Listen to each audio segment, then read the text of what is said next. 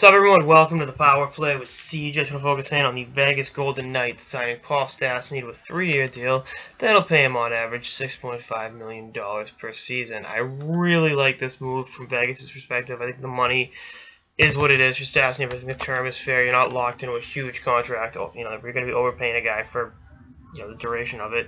He's a good player. He's was one of Winnipeg's better players in the playoffs last year. Winnipeg obviously wanted to keep him, and they made some moves to try to make that happen. It just didn't work out.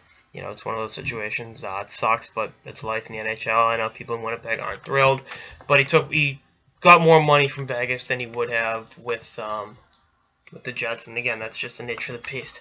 I don't know what else there really is to say about it. It's capitalism. And the other thing is, Winnipeg's right there on the cusp, so is Vegas. So you get the opportunity to pay less in tax dollars in Las Vegas, play on a team that went to the Stanley Cup final last year. Actually beat Winnipeg to get there, and make a little bit more money. So one of those situations, you really can't fault the player. But you look at where he slots in here.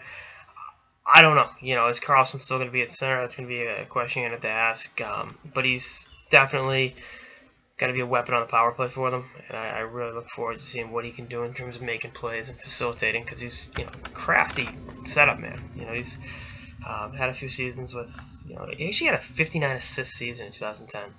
So and I get that was 8 years ago, but he's still a productive player. Had 53 points last year between Winnipeg and St. Louis.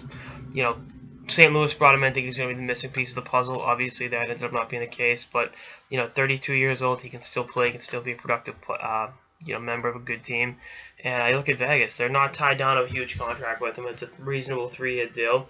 And not for nothing, they've still got the cap space and the equity in terms of young players and picks to go out and make an Erik Karlsson deal from a position of strength rather than doing it out of desperation. Although anytime you're dealing for Erik Karlsson, you're in a position of strength. If you're dealing away Erik Karlsson, I'd call it a desperation situation. But again, I like what Vegas is doing. I like the way he fits with this team. The thing is, I'm going to contradict myself once again.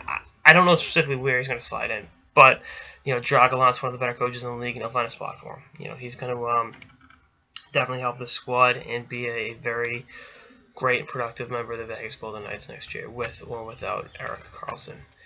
Anyway, that's all I got this episode of the Power Play with CJ. Stay tuned for episodes throughout the season and through the off season and beyond. Later, guys.